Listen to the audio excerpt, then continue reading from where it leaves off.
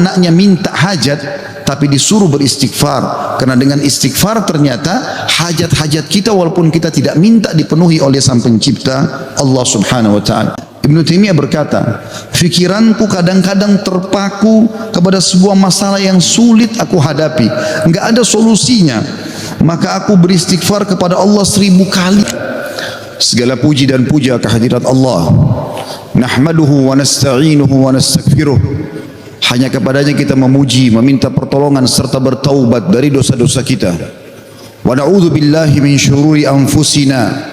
Dan hanya kepada Allah pula kita meminta agar dijauhkan dari keburukan-keburukan diri kita. Wa min sayyiati a'malina, dan dari segala dosa yang pernah kita lakukan. May yahdihillahu fala mudhillalah, barang siapa yang telah Allah berikan petunjuk maka tidak akan pernah sesat selamanya. Wa may yudlilhu fala hadiyalah, dan barang siapa yang telah Allah sesatkan maka tidak akan mendapatkan petunjuk selamanya. Asyhadu an la ilaha illallah wahdahu la syarikalah wa asyhadu anna Muhammadan abduhu wa rasuluh. Saya bersaksi tiada Tuhan yang berhak disembah kecuali Allah dan tidak ada sekutu bersamanya, dan Muhammad benar-benar hamba juga utusannya. Qala Allah Ta'ala, Allah mengingatkan dalam kitabnya, ya ayyuhalladzina amanu taqullaha haqqa tuqatih wa la tamutunna illa wa antum muslimun. Hai sekalian orang-orang yang beriman, bertakwalah, hanya patuh dan tunduklah kepada satu-satunya pencipta segala sesuatunya, baik di langit, di bumi, di kedalaman lautan, yaitu Allah. Sebenar-benar patuh dan tunduk, dan janganlah kalian meninggal dunia kecuali dalam keadaan Islam. Di ayat yang lain qala Allah Ta'ala, ya ayuhan nasu taqu rabbakum alladhi khalaqakum min nafsin wahidah wa khalaqa minha zawjaha wa batha minhuma rijalan katsiran wa nisaa wattaqullaha alladhi tasaaluna bihi wal arham innallaha kana 'alaikum raqiba. Hai sekalian manusia, bertakwalah, hanya tunduklah kepada Allah yang telah menciptakan kalian dari jiwa yang satu yaitu Adam alaihissalam, dan menciptakan dari jiwa yang satu istrinya Hawa alaihissalam, dan telah banyak memberikan keturunan laki-laki juga perempuan dari keduanya. Sekali lagi bertakwalah kepada Allah dan jagalah hubungan silaturahim, sesungguhnya Allah senantiasa mengawasi kalian. Di ayat yang ketiga qala Allah Ta'ala, ya ayyuhalladzina amanu taqullaha wa qulu qawlan sadida yuslih lakum a'malakum wa yaghfir lakum dhunubakum wa may yuti'illaha wa rasulahu faqad faza fawzan 'azima. Hai sekalian orang-orang yang beriman, sekali lagi patuh dan tunduklah kepada Allah, nikmati yang halal, tinggalkan, kerjakan yang diperintahkan, tinggalkan yang dilarang, dan ucapkan kalimat yang benar, jujurlah, niscaya Dia akan memperbaiki amal-amal perbuatan kalian, mengampuni dosa-dosa kalian. Barang siapa yang mentaati Allah dan Rasulnya, dia telah mendapatkan kemenangan yang besar. Amma ba'd, fa inna asdaqal hadithi kitabullah. Kita tahu sebaik-baik rujukan umat Islam dalam segala lini kehidupan mereka, terutama ibadah, adalah Al-Quran, kitabullah. Wa khair hadiyu hadi Muhammadin sallallahu alaihi wa ala alihi wa sahbihi wa sallam, dan petunjuk yang terbaik setelah Al-Quran adalah petunjuk Nabi besar Muhammad sallallahu alaihi wa ala alihi wa sahbihi wa sallam. Wa syarrul umuri muhdatsatuha, dan seburuk-buruk perbuatan terutama dalam ibadah yang tidak punya rujukan wahyu Al-Quran dan sunnah. Fa inna kulla muhdatsatin bid'ah, semua ibadah yang tidak punya rujukan dikenal dengan perbuatan baru dalam agama. Wa inna bid'atin dhalalah, perbuatan baru itu akan membawa pelakunya pada kekeliruan. Mendalam finar, keluar akan membawa pelakunya ke dalam api neraka. Saudaraku seiman rahimani wa rahimakumullah, apa yang saya bacakan tadi dikenal dengan khutbah hajah. Baginda Nabi SAW tidak melewatkan momen-momen penting pada saat ingin menyampaikan wasiat kepada umatnya kecuali beliau membuka dengan khutbah hajah. 3 ayat tentang pentingnya bertakwa dan tunduk kepada Allah, serta mengingatkan agar ibadah selalu punya rujukan wahyu Al-Quran dan sunnah. Pada kesempatan ini kita akan bahas tentang keajaiban istighfar. Saudaraku seiman, banyak sekali ayat Al-Quran dan hadis Nabi SAW mengingatkan masalah ini, dan juga kita akan dengarkan nanti perkataan para salafus salih tentang keajaiban istighfar dan dahsyatnya. Begitu juga insya Allah kita akan sebutkan apa yang didapatkan pada saat seseorang melazimkan istighfar itu. Mungkin sebagian orang terlintas di benaknya, istighfar kami semua sudah tahu. Tapi pertanyaannya, apakah anda sudah rutinkan? Nanti akan lebih jelas insyaAllah dengan statement para ulama salaf tentang masalah ini. Beranjak bahasan kita saudaraku seiman, perintah Allah subhanahu wa ta'ala kepada nabinya Muhammad sallallahu alaihi wa ala alihi wa sahbihi wasallam yang sudah diampuni dosanya yang lalu dan akan datang. Allah berfirman, A'udzu billahi minasyaitonir rajim dalam surah An-Nasr ayat 3, fasabbih bihamdi rabbika wastaghfir innahu kana ghaffara.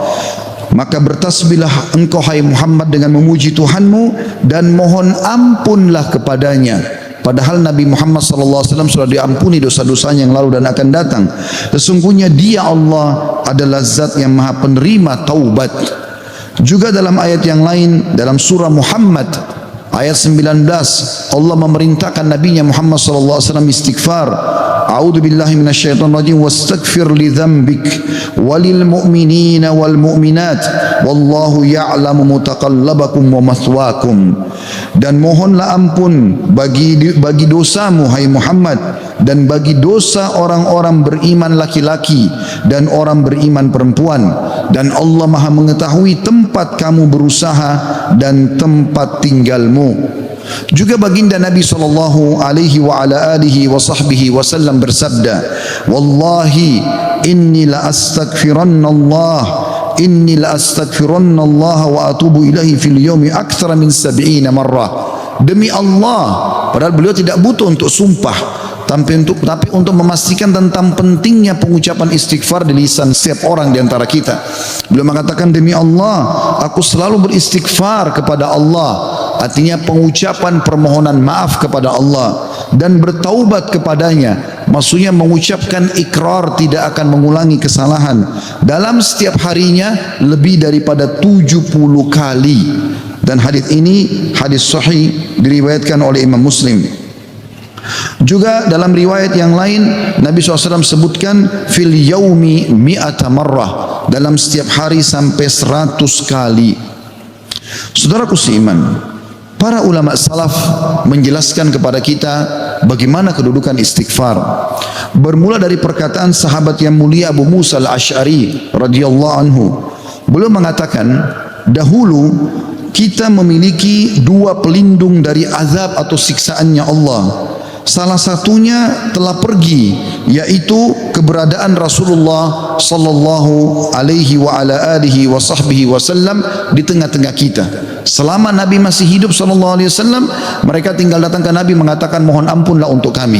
Tapi sekarang Nabi sudah meninggal, maka sudah hilang satu kesempatan itu untuk menghilangkan azab, gangguan, gempa, banjir, bencana, kesulitan, wabah seperti sekarang.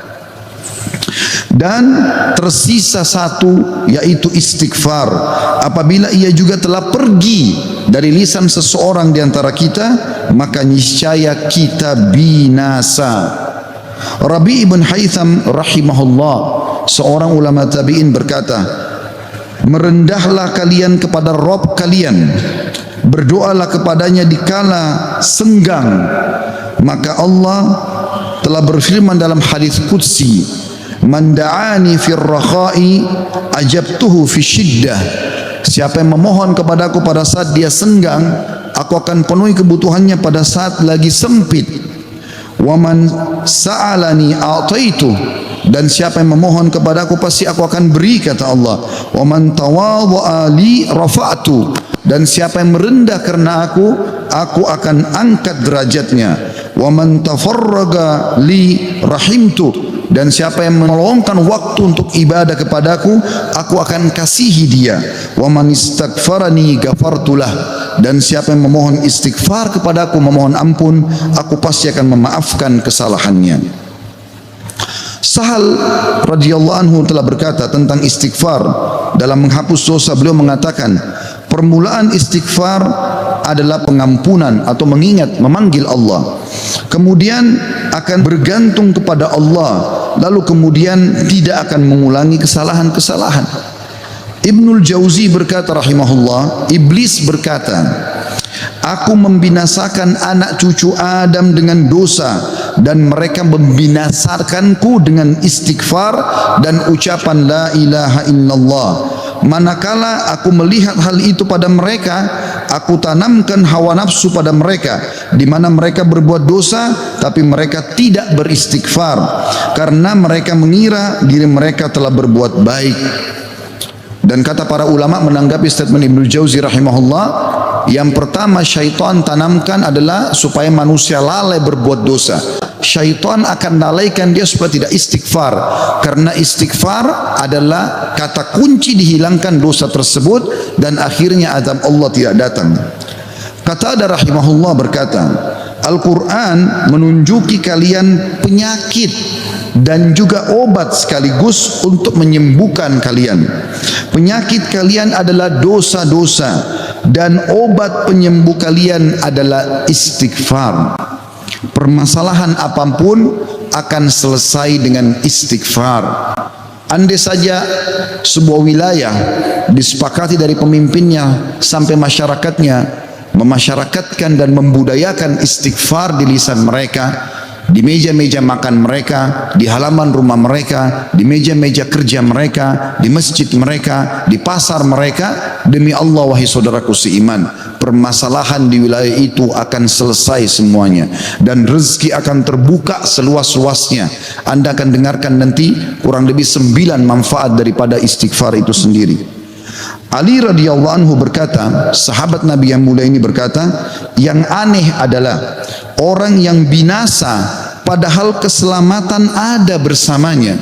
Orang bisa kena gempa, banjir, penyakit kronis, kemiskinan, kesusahan hidup. Kata Ali radhiyallahu anhu, yang aneh adalah orang yang binasa padahal keselamatan ada bersamanya. Lalu beliau ditanya radhiyallahu anhu, apa keselamatan yang Anda maksudkan? Kata Ali radhiyallahu anhu, istighfar. Beliau juga berkata, tidaklah seorang hamba diilhami oleh Allah subhanahu wa ta'ala untuk beristighfar. Allah tidak mudahkan lisan Anda mengatakan astagfirullah, itu saja. Kata beliau, kecuali Allah memang berkehendak untuk menyelamatkannya atau tidak mengazabnya. Seseorang soleh juga berkata, hamba berada di antara dosa dan nikmat. Keduanya tidak akan menjadi baik kecuali mensyukuri nikmat dan istighfar dari dosa-dosa. Juga Luqman Al-Hakim yang terkenal Allah namakan surah Luqman atas namanya. Dia berkata kepada putranya, wahai anakku, Allah memiliki beberapa waktu tidak ditolak orang untuk meminta pada waktu itu, seperti antara azan dan iqamah, seperti sepertiga malam, saat hujan turun dan seterusnya. Maka perbanyak istighfar pada saat itu. Beliau bukan menyuruh anaknya minta hajat, tapi disuruh beristighfar, karena dengan istighfar ternyata hajat-hajat kita walaupun kita tidak minta dipenuhi oleh Sang Pencipta Allah Subhanahu wa taala. Ibunda mulia Aisyah radhiyallahu anha, Ummul Mukminin, berkata, tuba, kegembiraan, kebahagiaan bagi siapapun yang mendapatkan istighfar tertulis indah banyak di buku amalnya. Abu Al-Minhal juga berkata rahimahullah, tidaklah seorang hamba didampingi di dalam kuburnya oleh pendamping yang lebih dicintai daripada istighfar yang dia ucapkan semasa hidupnya.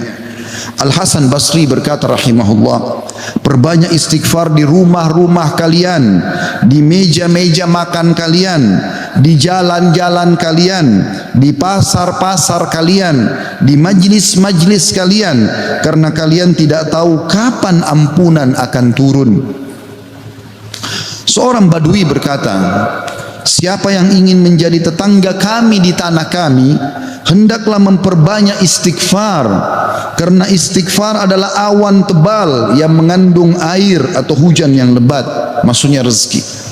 Andai saja kita fahami statement-statement ini saudaraku seiman, mungkin beranjak dari Pak Bupati hafizahullah, pemimpin wilayah Goa, semoga Allah jaga beliau, dan juga seluruh masyarakat Goa ini, apalagi kalau seluruh wilayah Indonesia bisa menanamkan ini, selalu saling berwasiat, pemimpin kepada masyarakat, masyarakat kepada seluruh tetangganya, setiap orang kepada keluarganya, ayo perbanyak istighfar. Setiap lagi diam, jangan cuma diam, astagfirullah wa atubu ilaih, itu saja. Berapa banyak orang Tadi saya dapat informasi masyarakat gua kurang lebih kalau tidak salah 800.000. Kalau 800.000 orang anggap yang muslimnya misalnya 700.000 saja, semua beristighfar satu orang satu kali saja, ada 700.000 istighfar naik ke langit. Bukankah itu akan mendatangkan rezeki kepada kita? Bukankah itu pasti akan mengangkat wabah dan permasalahan yang kita hadapi? Demi Allah iya saudara. Jawabannya demi Allah iya. Tinggal anda mau amalkan atau tidak.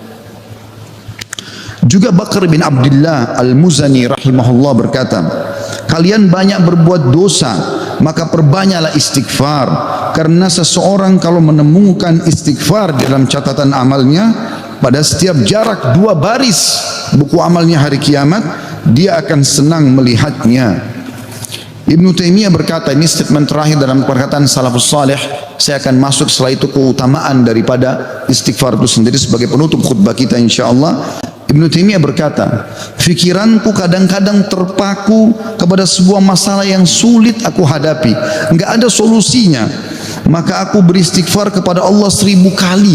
Astaghfirullah wa atubu ilaih, astaghfirullah wa atubu ilaih. Terus saya ucapkan 1000 kali sampai dadaku dilapangkan dan masalah yang sulit pun terpecahkan.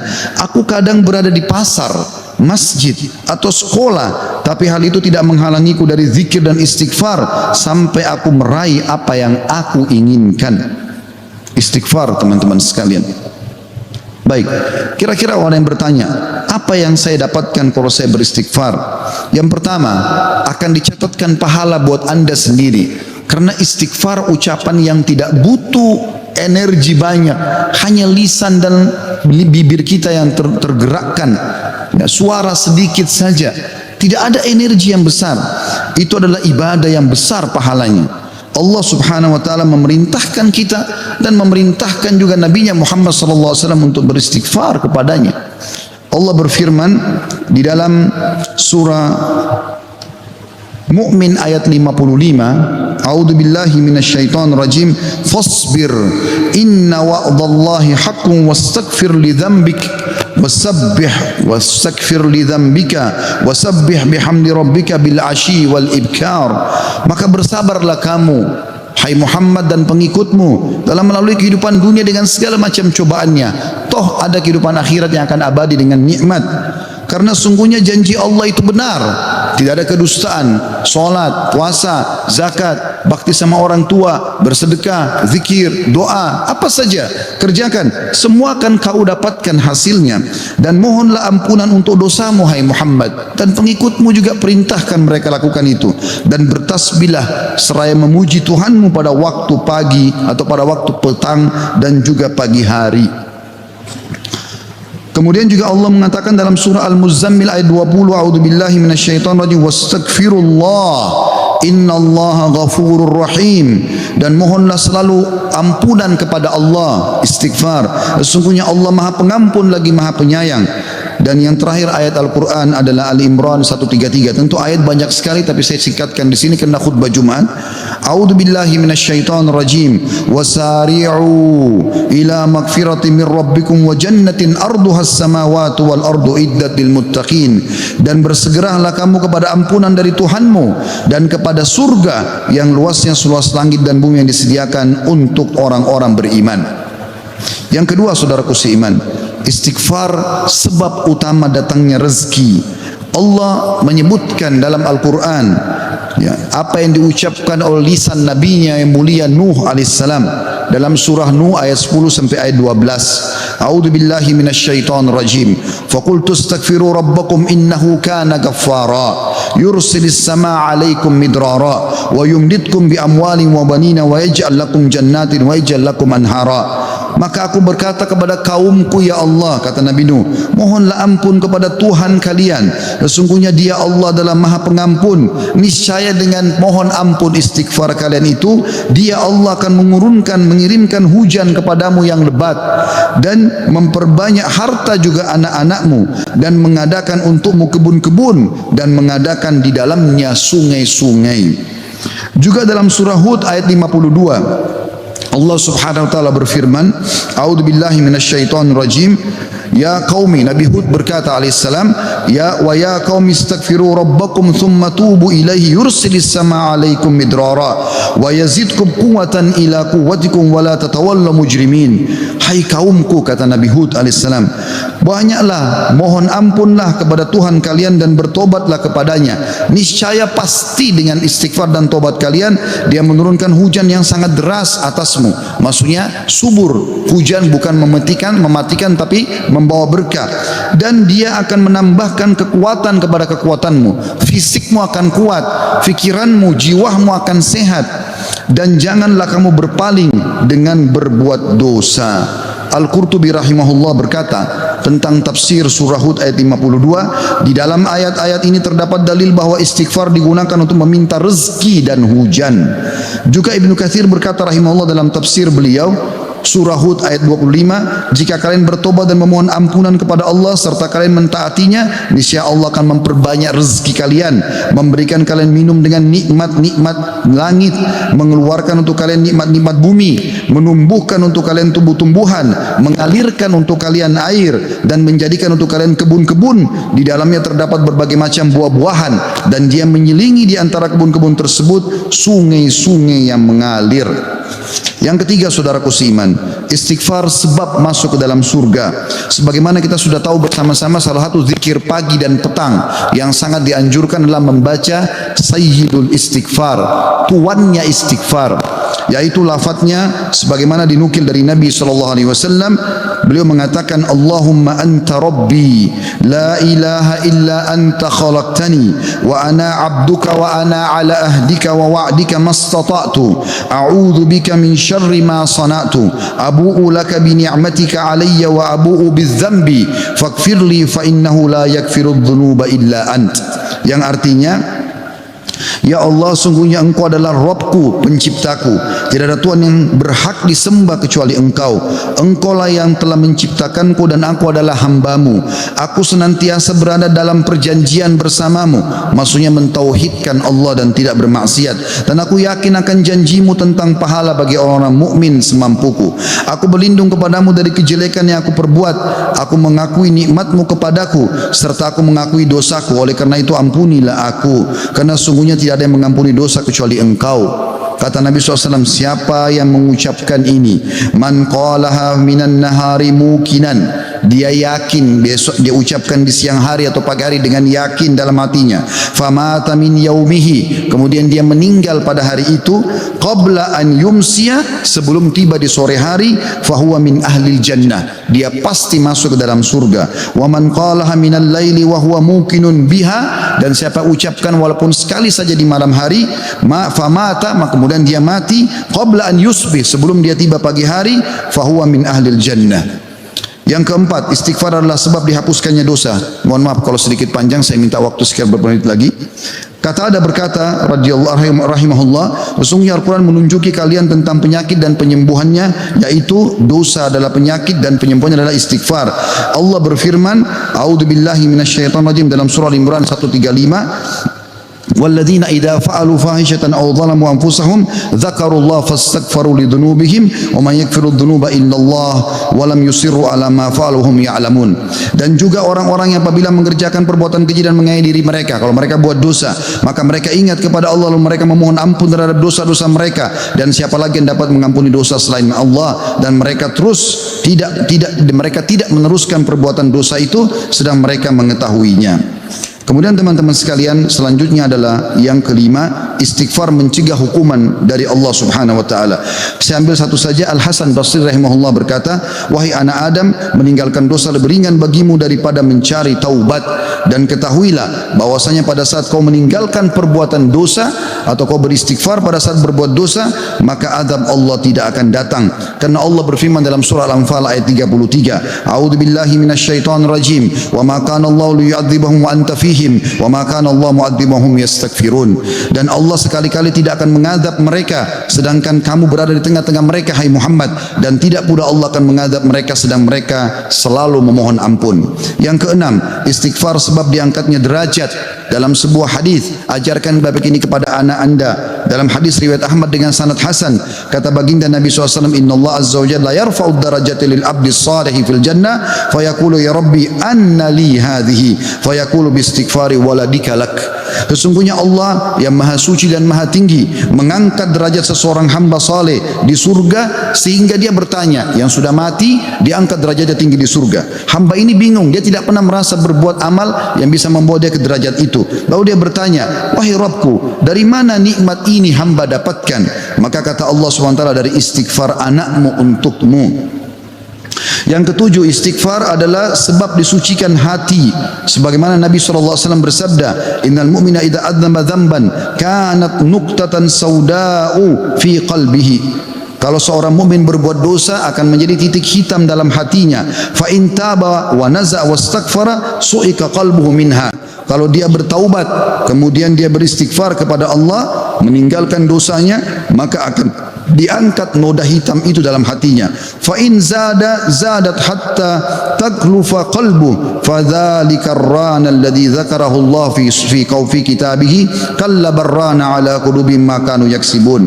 Dan kalau seandainya dia bertaubat dan meninggalkannya serta beristighfar, hatinya kembali bersih darinya, dan kalau dia tambah melakukan dosa, maka bertambah pula titik hitam itu sampai menutupi seluruh hatinya. Dan itulah makna kalimat ar-ran dalam firman Allah Subhanahu wa taala, sekali-kali apa yang selalu mereka usahakan itu menutupi hati mereka. Surah Al-Mutaffifin ayat 14. Dua poin yang terakhir teman-teman sekalian, yang ke-8 adalah istighfar sebab memperoleh anak dan keturunan. Dinukil dalam sebuah riwayat disebutkan oleh Abu Hanifah rahimahullah dalam musnadnya, bahwasanya seseorang datang mengeluh dari Jabir bin Abdullah radhiyallahu anhu, seseorang mengeluh kepada Nabi SAW lalu berkata, ya Rasulullah, ya sesungguhnya aku, orang semua punya anak tapi aku sendiri yang tidak punya anak. Maka kata Nabi SAW, mana kau dari dua senjatamu, memperbanyak sedekah dan istighfar, maka dengannya kau akan diberikan rezeki. Kata Jabir bin Abdullah, orang itu pun mengamalkan, lalu saya menyaksikan orang itu dikaruniai 9 orang anak, semuanya laki-laki. Kesembilan dan terakhir adalah istighfar sebab menikmati kesehatan dan kekuatan. Sebagaimana dijelaskan dari dalam surah Hud ayat 52, dan sudah saya bacakan tadi ayatnya, saya tidak ulangi, tapi potongan ayatnya adalah yazidkum quwwatan ila quwwatikum. Istighfar menyebabkan bertambahnya kekuatan di atas kekuatan. Izinkan saya teman-teman sekalian menyampaikan sebuah kisah yang berhubungan dengan masalah ini, atau dua buah kisah ringkas. Ada seseorang di Irak dulu pernah berdagang, kemudian dia menemukan semua pedagang di pasar laku barangnya kecuali dia, dan dia orang miskin. Dia mengatakan, saya pun duduk di dekat barang saya sampai menjelang sore belum laku-laku. Maka tiba-tiba saya mengingat firman atau sabda Nabi SAW, man aksara istighfar, siapa yang memperbanyak istighfar, ja'alallahu lahu min kulli hammin faraja, Allah akan berikan kelapangan dari setiap kesedihannya, wa min kulli dikin makhraja, dan jalan keluar dari setiap masalahnya, dan juga razaqahu min haitsu la yahtasib, maka Allah akan berikan rezeki dari tempat tidak disangka-sangka. Maka dia bilang, saya pun beristighfar kepada Allah, dan terjadi satu keajaiban yang luar biasa. Ternyata datang kepadaku hampir seluruh pedagang pasar datang, dan mereka memperebutkan barang daganganku. Terakhir kisah seseorang yang bernama Abu Yusuf, saudaraku seiman, di musim haji, seorang syekh, dalam kisah yang tidak disebutkan namanya siapa, sedang menyampaikan masalah istighfar. Datang seseorang setelah pengajian bernama Abu Yusuf lalu berkata, Syekh, saya ingin bercerita tentang manfaat istighfar yang anda sampaikan tadi. Kata syekhnya, silakan.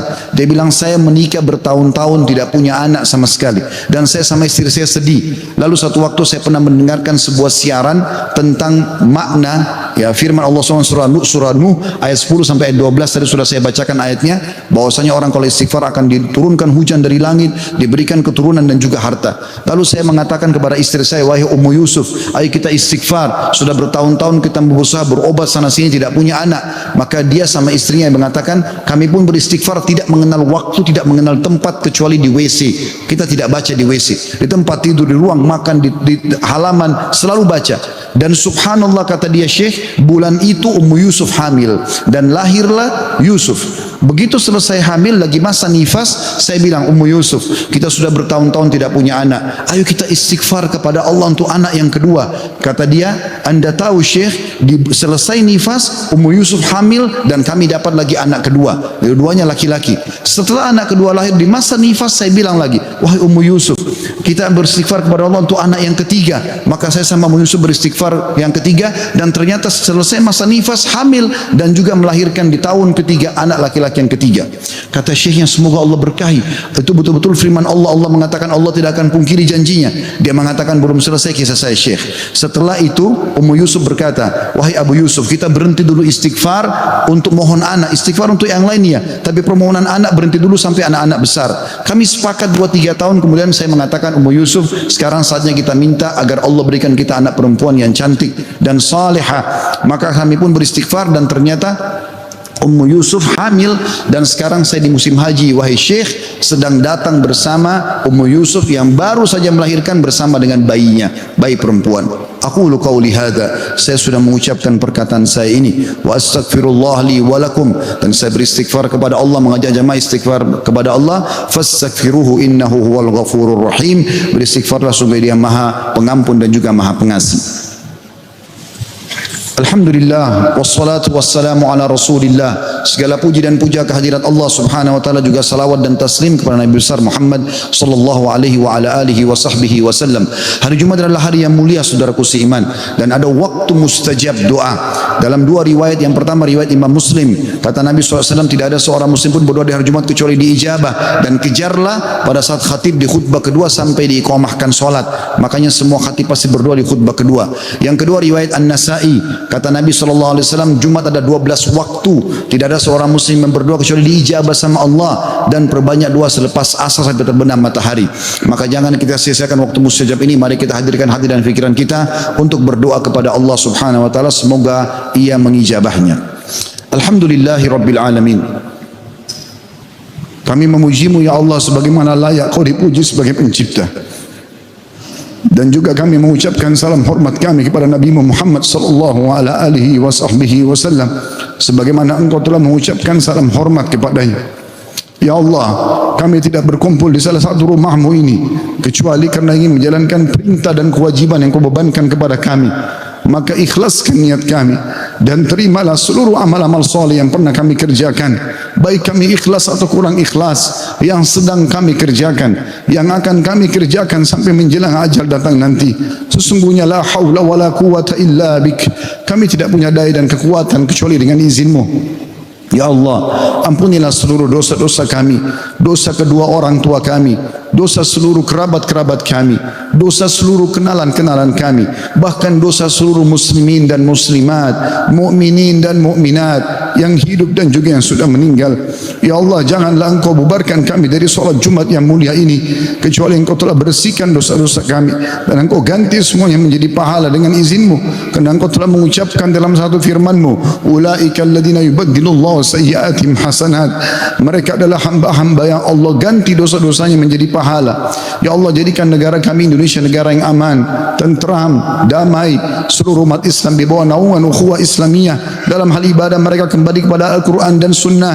Makmurkan negeri kami, lunasi utang-utang negara kami, bukalah seluruh rezeki dari seluruh penjuruhnya. Kembalikan kami semua ke jalan-Mu ya Allah. Dan siapapun menginginkan keburukan bagi negara kami, bagi agama kami, bagi diri kami, kembalikan tipu daya mereka kepada diri mereka sendiri. Ya Allah, tolonglah saudara kami di Palestina, di Syria, di Yaman, di Irak, di Myanmar, di Ahsa, dimanapun mereka berada sedang tertindas. Ikhlaskan niat mereka, terima para syuhada mereka, muliakan Islam di tangan mereka dan tangan kami semua, serta ikut sertakan kami bersama mereka di pahala, baik dengan doa, dengan harta, dengan jiwa kami. Dan ya Allah, satukanlah kami semua di surga Firdaus-Mu tanpa hisab, mana Engkau satukan kami dalam majlis yang mulia ini. Rabbana atina fid dunya hasanah, ya Allah berikanlah kami semua kebaikan di dunia, wa fil akhirati hasanah, dan semua kebaikan di akhirat, wa qina adzabannar, selamatkan kami dari api neraka, wa adkhilnal jannata ma'al abrar, dan masukkanlah kami ke dalam surga bersama orang-orang yang patuh. Ya Azizu ya Ghaffar, wa Izzat yang maha mulia dan juga maha pengampun. Ya Rabbal alamin, wa Tuhan alam semesta. Wa sallallahu nabiyina Muhammadin walhamdulillahi rabbil alamin. Inna Allah ya'mur bil adli wal ihsan Allah seluruh menyuruh kita berbuat adil dan kebaikan. Wa yanha 'anil fahsya'i wal munkari wal baghi. Allah larang perbuatan keji, mungkar dan maksiat. Ya'idukum la'allakum tadhakkarun. Itu peringatan dari Allah, jadikanlah sebagai pegangan hidup kalian. Fadhkurullahal 'azima yadhkurkum. Ingat kepada Allah maka Allah akan ingat kepada kalian. Washkuru ala niyami yazidkum. Syukuri nikmatnya dia pasti akan tambah. Wala dzikrullahi akbar. Mengingat Allah adalah amalan yang paling besar. Wa aqimis shalah, dan dirikanlah salat.